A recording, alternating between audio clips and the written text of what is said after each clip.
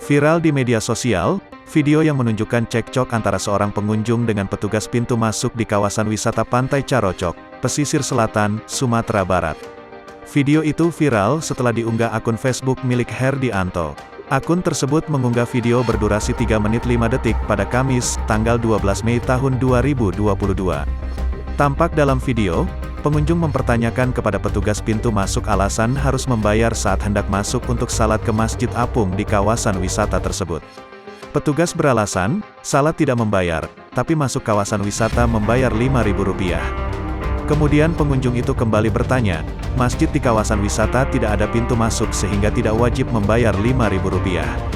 Kepala Dinas Pariwisata, Pemuda dan Olahraga Pesisir Selatan Suhendri menegaskan bahwa untuk salat ke masjid tidak membayar.